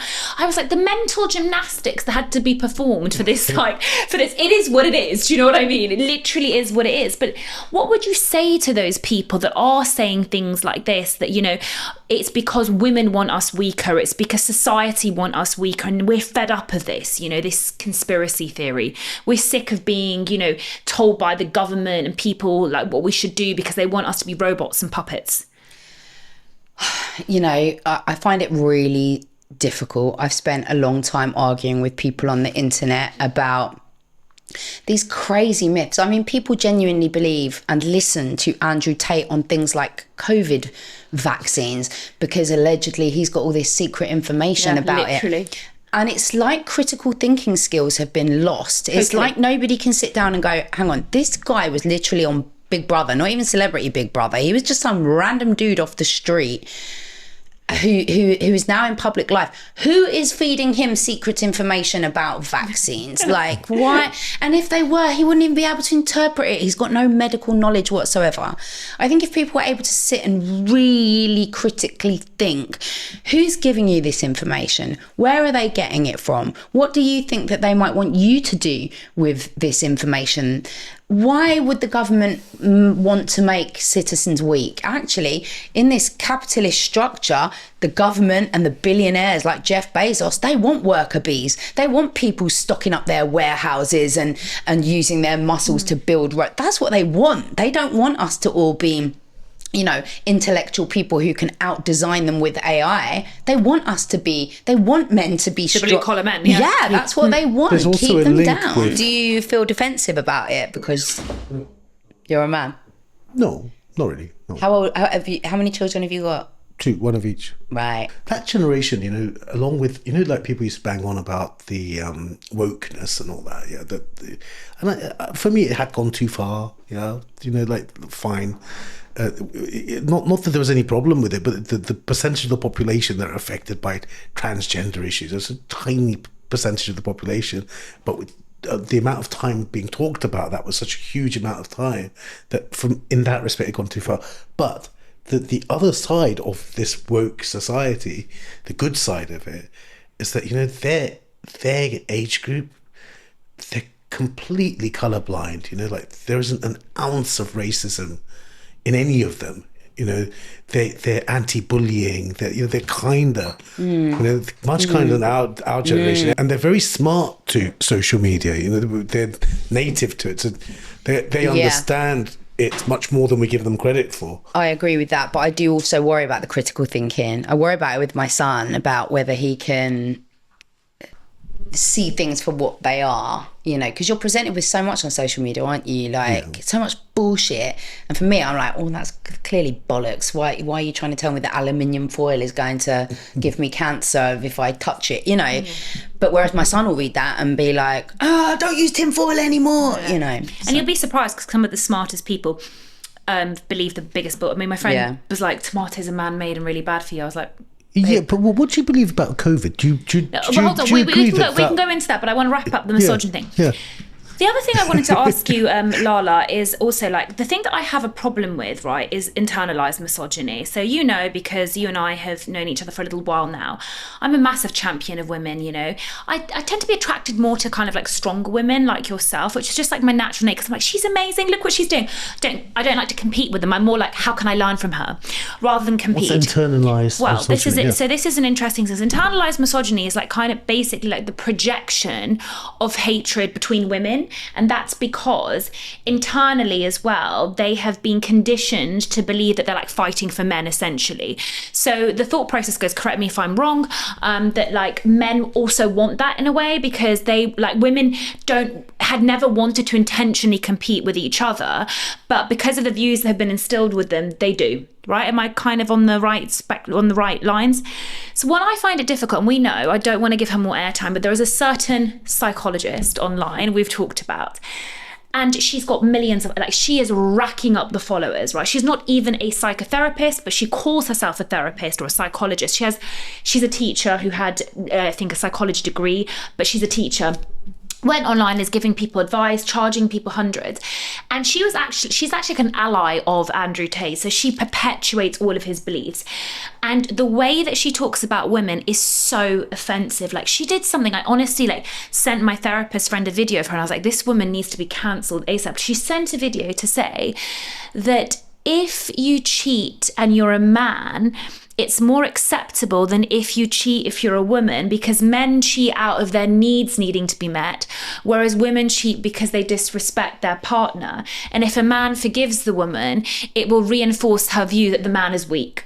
It's just she just comes out with these crazy statements and people believe her. That really worries me. And then what worries me is the women that do celebrate those male influencers online.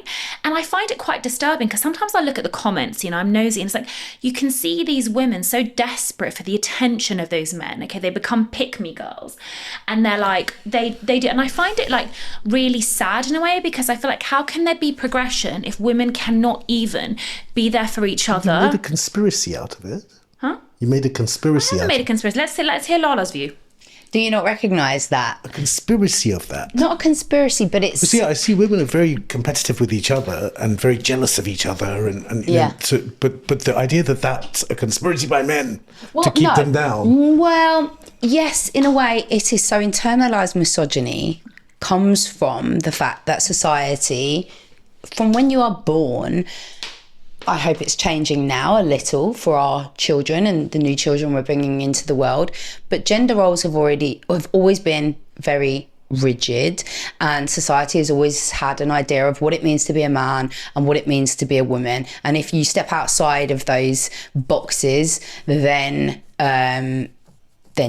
you're a piece of crap, So a woman who has sex with lots of people who she's not in a relationship with is going to be judged completely differently oh my God. Not anymore. Yes, anymore. I'll give you two examples. Dan Blazarian, who used to sleep with 9 women a day and now he sleeps with 2, versus Lily Phillips, right? And I know that she is, listen, look at your face. Yeah, but that's the wrong comparison. No, why is it the wrong comparison? She's a sex worker that has chosen to be. Now, we all know, I know we've discussed that, is she happy, truly happy? And there's all other conversations about that. But I'm saying the way society judges her... That's the wrong comparison. Well, it's also the way that society would judge someone like her versus someone like Diddy or Andrew Tate. Andrew Tate is an alleged, we have to say, but I don't see why we have to say alleged, because he's literally been very open on the internet about how he's made all his money from exploiting women on webcams. He has trafficked women, some minors, and exploited them. Has he? Yeah, that's what he's doing. He's literally been on his own website. They've just been taken down from Spotify. There are 100 different courses on exactly how to get your girlfriend to become an OnlyFans model. If you read Clown World, which is an investigation into Andrew Tate by Matt Shea and Jamie Tarsin, they're brilliant men. They came on my podcast. They went to Andrew Tate's compound in Romania. They interviewed him. They took part in his war rooms and his Hustlers University. They were inside group chats between him and his members. And one example that they give is about this 40-year-old man who's been married to his wife for some time. And in this group chat, the men are trying to teach him how to slowly get his wife to be comfortable with just showing a bra on the internet or just showing whatever, because then eventually your wife is a cash cow. You can't, women's bodies are a financial haven, and there is this whole, number of men who sign up and pay for these courses. You have to read it really to really quite understand how. How do you feel about OnlyFans? I think it is important that women who want to, or people who want to work in sex work, have the means to be in control of that and to not be pimped or exploited. I think it's excellent that, because so much porn out there is completely free. You'll see a woman who's being absolutely degraded and violated in a mainstream porn film, and she earned 15 quid and a packet of Coke for doing that. And then her video is generating hundreds of thousands for Pornhub. That is not okay. That is exploitation. And whilst I wish that woman was never in that position in the first place, if she can take control and be financially rewarded or paid for the exploitation, then that has to be a good thing. And sometimes it's not exploitation. Sometimes women take control and decide that that's what they want to do. Now, it's interesting, so I was having a conversation with my dad about this the other day, and my dad said, me and my sister were arguing with him. So my dad said, OnlyFans is disgusting. Every woman on there needs to know that she is preventing herself from ever being able to get a decent husband. There is no man in the world who is ever going to take a woman seriously who has been on OnlyFans. Now, me and my sister were just like, well, what about the men who pay? What about the men who are creating this huge market? Should I ask every man I date whether he's ever subscribed to an OnlyFans or watched a porn, because I can't ever be with him because he's the kind of man who watches these things? So true. And this is where the misogyny and the double standards come into it. 1,000 men had sex with Bonnie Blue on one day. Very few people are coming for those men. They're all looking at Bonnie Blue. Well, actually, it's a mutual problem here. And if we're going to be critical of women who are using OnlyFans, then we have to also be critical of the men who are paying them. Are you critical of Bonnie Blue, for instance? Yes, I think Bonnie Blue is absolutely fucking hideous. I think she's disgraceful. I think... Why though? She is because of also why? again, Because of how she frames it. and also how she talks about women and how she blames women and how she goes online and says, if a man cheats on me with and he has a wife, it's the wife's fault for not shagging him. And I invite all you husbands. That's clickbait. No, but I actually think she's a sociopath or something. I think there's something. So I think Bonnie Blue is a completely unique character and is not representative of most women in sex work. Most women are just quietly getting on with their sex work and not harming anyone and deserve to be safe and paid. It is their right to do that job. It is their body. Again, my dad was saying, these women using their bodies, it's so dangerous. I was like, Dad, you went into fires for the government. Like, you know, that's dangerous. Your body was being used by the system to go into really dangerous, you know, we're all using our bodies in one way or another. I think Bonnie Blue is a separate thing in a way, because I think there's lots of harms around the fact that she targets barely legal, as she says. I think she's spoken a lot about wanting men with autism, virgins with special needs and things, and it's like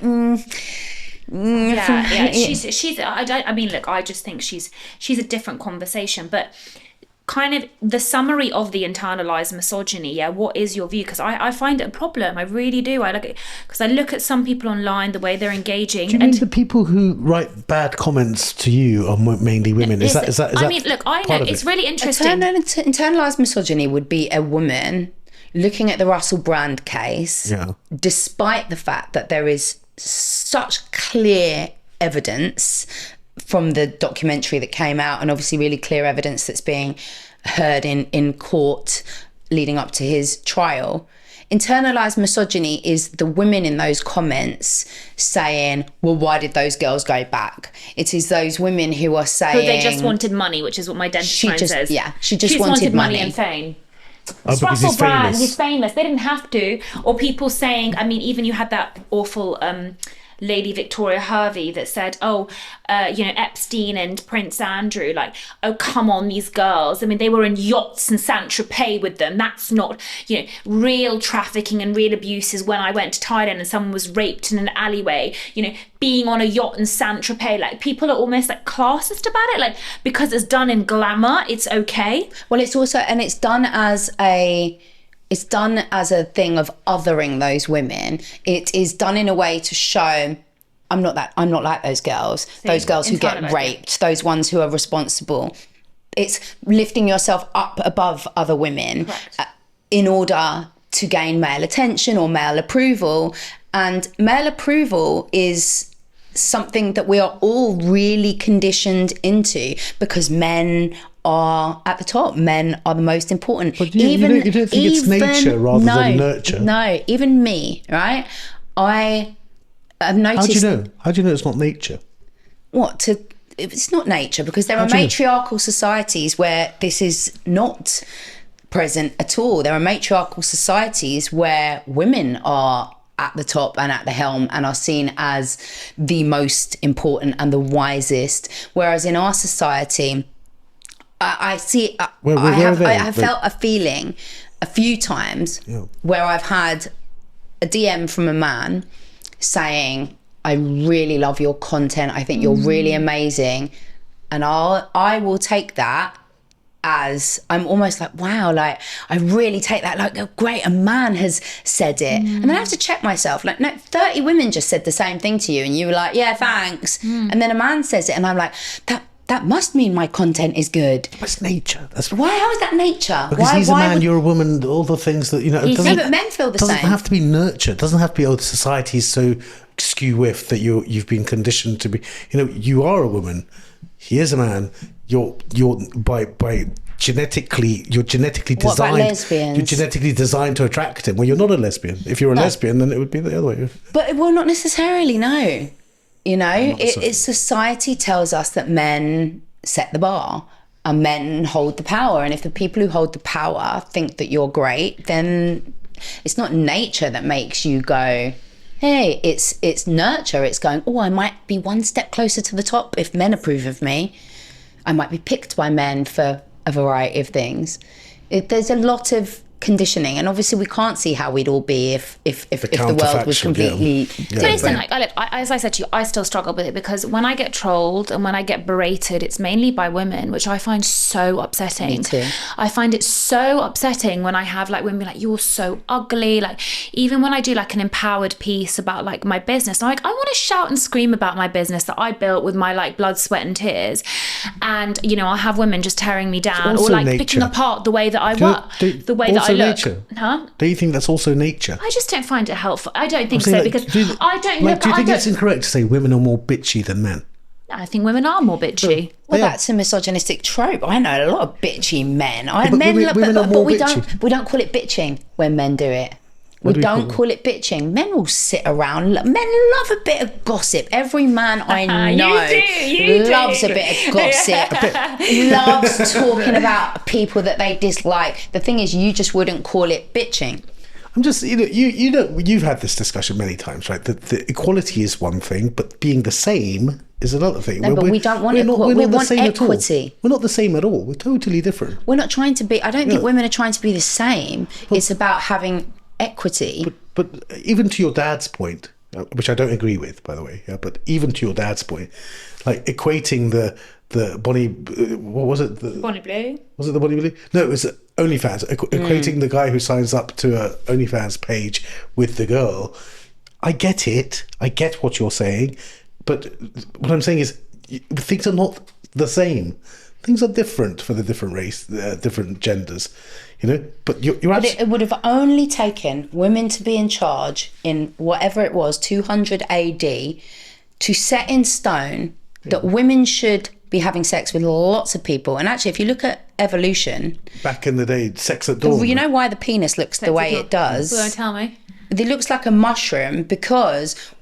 women were having sex with 6 or 7 different people within the tribe, and in order for your sperm to be the winner, your mushroom-shaped penis was designed to drag out the other sperm and keep your one in. I'm probably not describing it very well, but Google it. I read it in Sarah Pascoe. I read it in Sarah Pascoe's book, and it was very common for women to have sex with loads of people and then everyone in the tribe just raise those babies. We could still be doing that. But back in the day, whenever it was, some men decided to go, no, sorry, God said we can have lots of sex, you can't. God also said... And then they wrote it, and then we all just went, okay. It had to do with like agriculture coming in, because then once agriculture came in, then land ownership came in. Then that was a long time after all of this. Handing down. That was a long time. That's not that long ago. That was not that long ago. Well, and that's the thing you speak about, handing down and ownership. Yeah. Ownership of women by men. So you go from knowing for a child to know who his father was an important thing because your father owned this bit of land, and so he could hand it down to you. Before that, you're right. You're absolutely right. There was something interesting. There was no need to know who the father was. There was actually something interesting that I told you. Do you know the Vikings? The reason why they're so tall as well, like the Scandis, because the Vikings also used to rape the strongest, tallest, broadest women for their sons to be big, tall, and strong. Sure. So lovely. I rag that. It's so lovely. Listen, we could go on to this round and round and round, so I'm gonna take it away a second. I want to talk to you a bit about the P. Diddy trial, because I really trust your knowledge and sources. I feel like you always do your research. What do you think is going to happen? How the jury's set up? Anything that I just would love to know your views. I think it's a really precarious one because it is so important that he's found guilty, because if he's found not guilty, I think it will have a really sad impact on future cases of powerful men being held to account.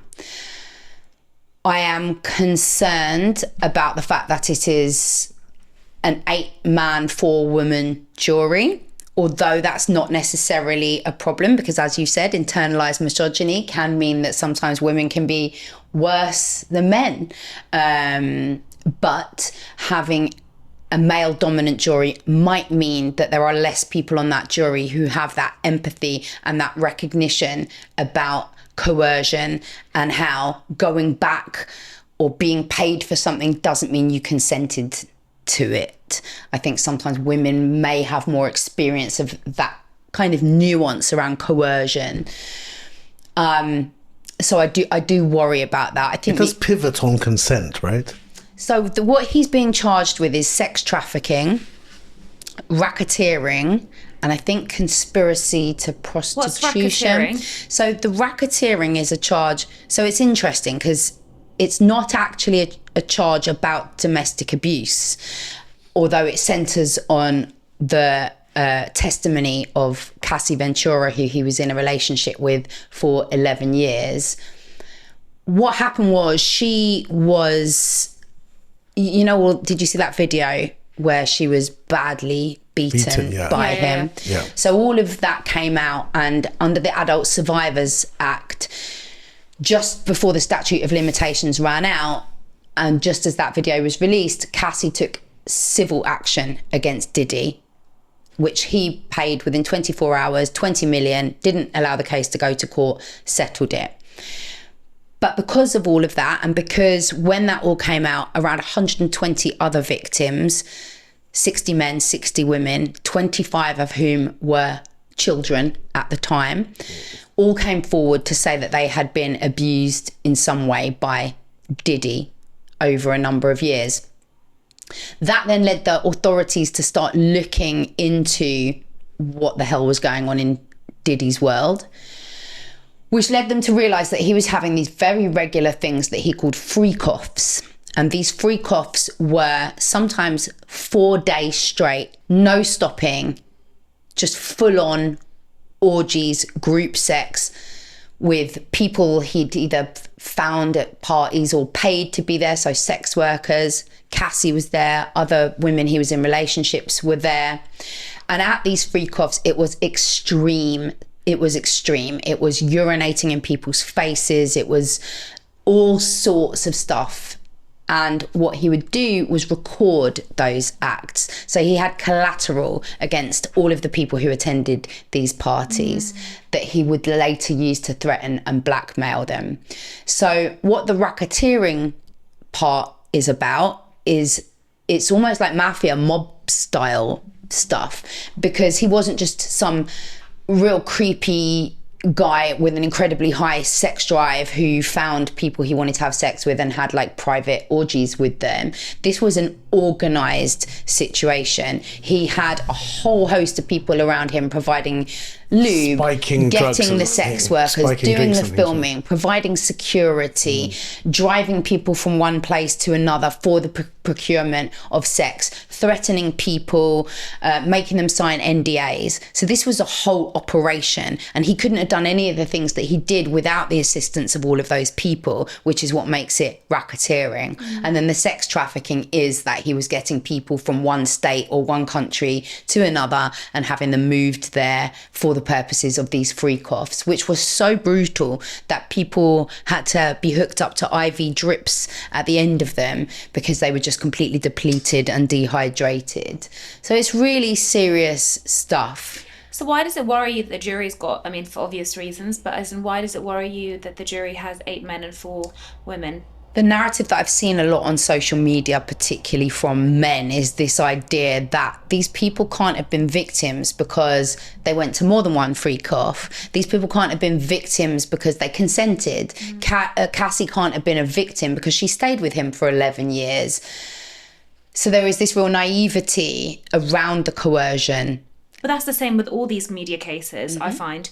Because people say, which is also the argument that I have with my dentist friend, where he's like, but they stayed, they wanted the money, they wanted the glamour, they were happy to go to the red carpet, they were happy, do you see what I mean? So I think like people find it really difficult to understand. But also, I would also say, people also find it really difficult to understand that you can be talented and you can be a psychopath or a paedophile. It's like when Michael Jackson came out and all that stuff came out in the documentary, it was so blatantly obvious that these men had been sexually abused when they were children. Like Michael Jackson would never do that. Okay, he can sing. The man can sing, but he also came from sexual abuse. So it's not that kind of crazy to accept that. Like it's almost like people think you can't be talented and you know, right? You can't be talented and you can't be a psychopath at the same their time. Their lives are so like crazy that push to the next thing. It's almost more likely with super successful, because you've got power. Yeah, power, exactly. Yeah, so, exactly. Lala, what I wanted to ask you as well is a little bit about abortion rights. I know we both saw, I had sent you a post recently on social media, which was really scary. I don't know if you saw it. I'll let Lala kind of go into it. Are you worried the UK is going to follow suit with abortion rights like America? I don't think we will go that way, because I think we have a much less religious nation. We're much more secular, and I think it's religion that informs a lot of the drive towards controlling women's reproductive rights. I think that things are a bit strange at the moment. You're talking about this new police guidance around... Yeah, just tell Payman, give it a summary. So there's been this news reported this week that the National Police Chiefs Council has issued new guidance to police officers that in the cases of miscarriage or stillbirth, where it is suspected that there might have been some foul play, they should be taking women's devices, checking their fertility apps, checking their any recordings about their menstrual cycle, checking messages that they may have left to people. I think it's really important to emphasise that the guidance is about where there is suspected foul play. However, the problem with that is that we know that boundaries are often breached and that mistakes are often made. And this puts women in an incredibly vulnerable position at a time where they are possibly more vulnerable than they could ever be in their lives. And I feel like it's come at a really strange time because a case has just concluded last week, that of a woman called Nicola Packer, who in lockdown, obviously during lockdown, things were completely mad. And so people couldn't go and get terminations or go and seek help from doctors in the way that they ordinarily would. But the law was changed and it meant that in order to enable women to have abortions, they could do it over the phone. They didn't have to have the scans and all of that kind of stuff. So Nicola Packer, she was a 45-year-old woman, or I think maybe 43 at the time. She believed that she was feeling unwell. She was having some kind of symptoms. She didn't feel great, but she'd been having periods. And then she discovered that she was pregnant after a few weeks of feeling like this. So she assumed that she was 7 to 10 weeks pregnant. She contacted BPAS or whatever it was, procured these abortion pills, took them at home, and then got into deep distress and actually ended up giving birth.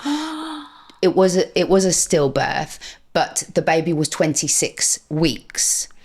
So she goes to the hospital. I mean, obviously she's having this abortion and a much more formed baby is coming out than what she would have expected. She goes to the hospital. She tells them initially, I think, that she's miscarriaging, because I believe that she was frightened of what they'd say if she said that she took abortion pills. Eventually, she did tell them that she'd taken these abortion pills, but she thought that she was much earlier along in the pregnancy, and the midwives called the police. The police arrive at the hospital. She just had the baby removed from her. She hasn't even been given anti-blood thinning medication or any of the things that she would need to make sure that she is physically safe. She's arrested at that moment and taken straight to a police cell, where straight after this stillbirth, she's sitting on wooden planks in a cell being told that she is potentially being done for an offence that could carry a life sentence in prison. So I think this is in the UK. So people are confused about abortion laws in the UK. Abortion is not legal in the UK under an act called the Offences Against the Persons Act, which is a law that was created in 1861. Before women even had the right to vote, this law was created. And it said that anyone who performs or procures an abortion can go to prison for up to life.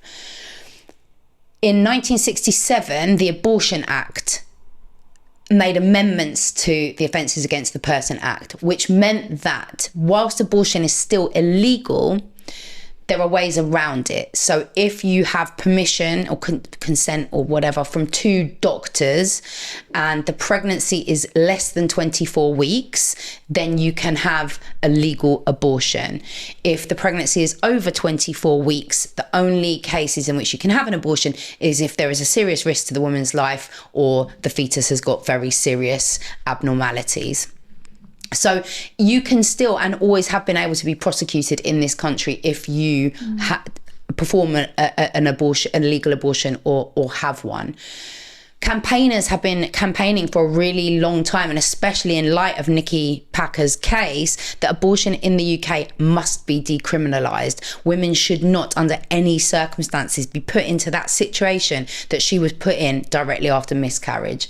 So it just seems like a very odd timing for the National Police Chiefs Council, just while it is ramping up this campaign to decriminalise abortion, to then release this new guidance about actually coming down more hard on women who've had miscarriages or stillbirths. It is very worrying. What do you think the motivation is? I mean, I think the thing is, the motivation is potentially not a bad one in the case that, well, I can't really actually think of that many cases where a woman, you know, women kill babies. Women do kill babies. That is usually because of very severe psychotic episode that woman is going through, usually associated with some sort of postnatal depression. Very rare to find a woman who would do that for sadistic reasons.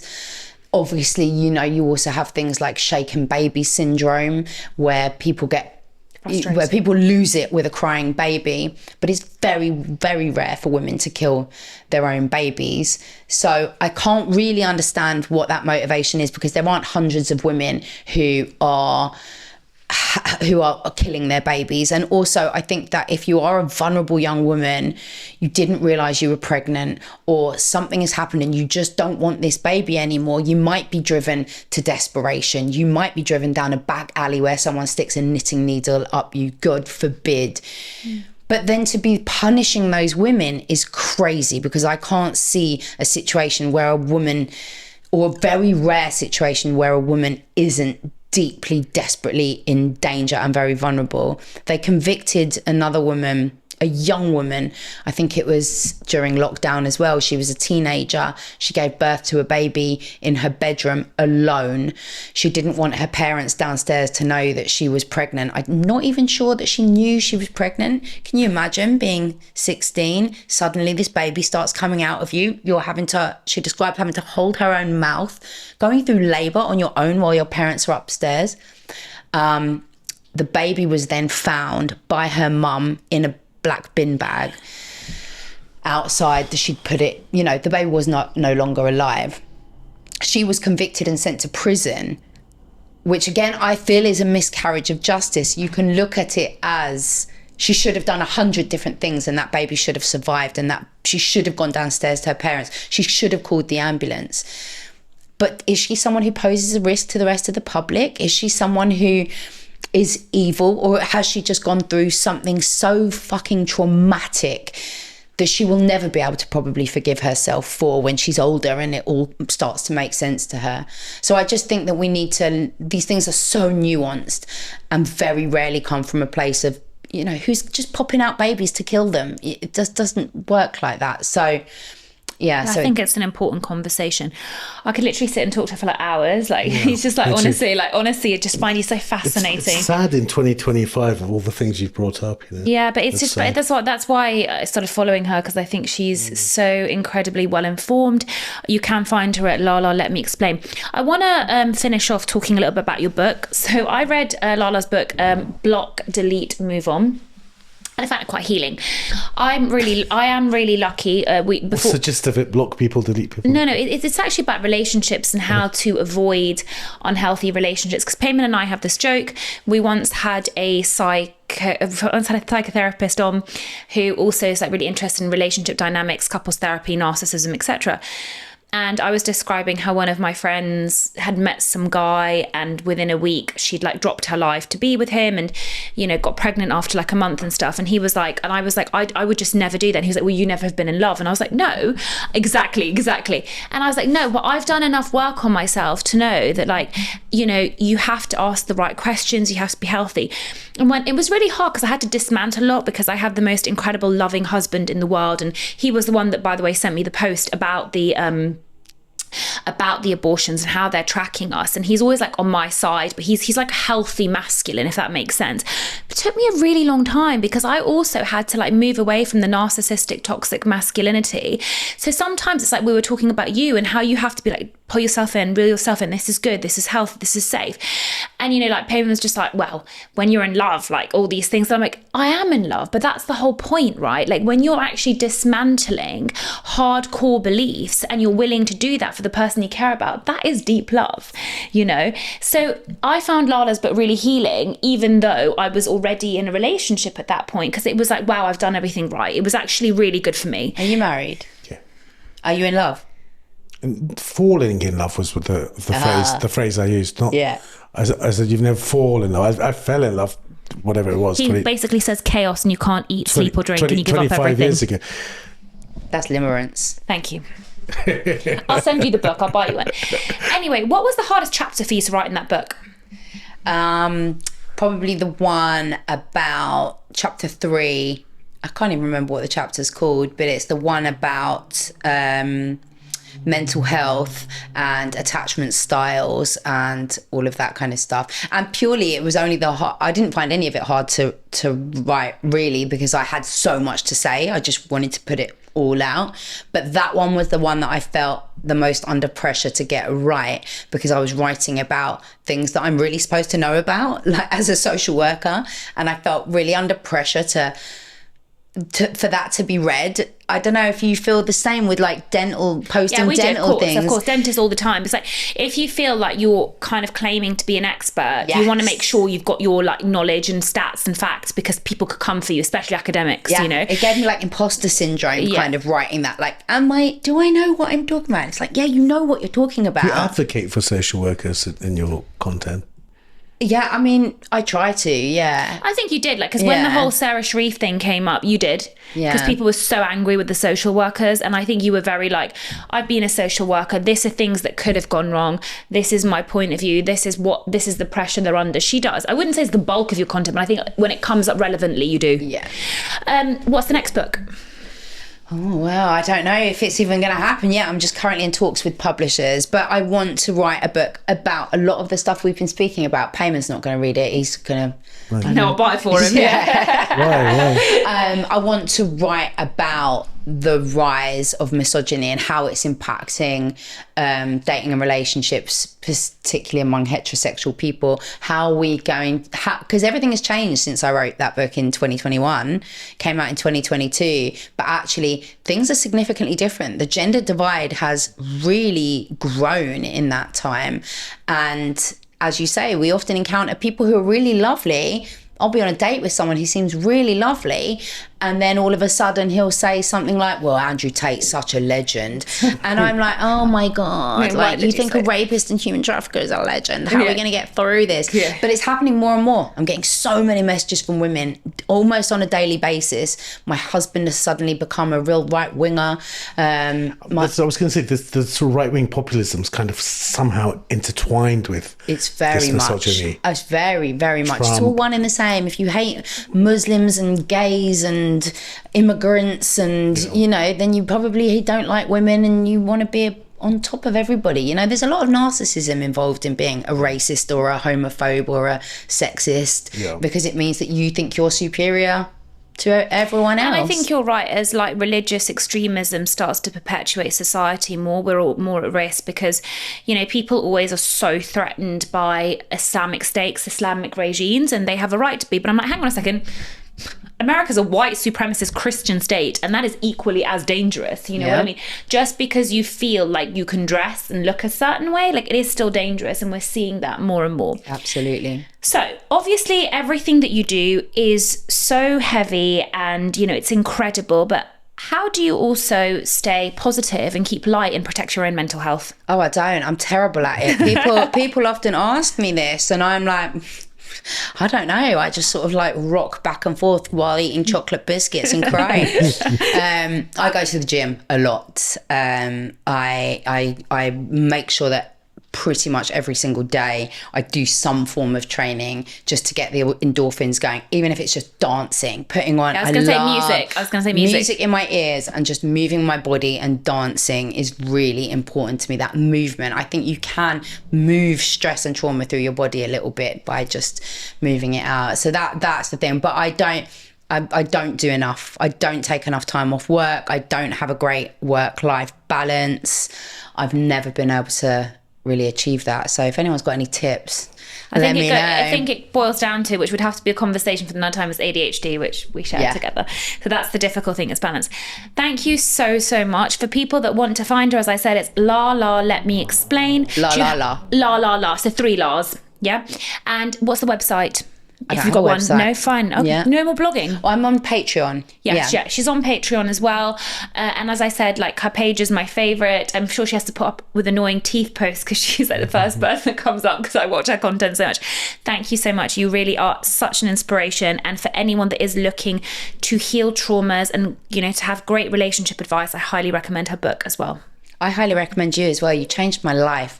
And I only ever show my eyes and my teeth when I do reels. And I cannot tell you how many people, every time anyone sees my teeth, they're like, oh my God, who did your teeth? The tooth fairy. Oh, I love that so much. I'm so glad. Thank you so much again. Thank you for having me.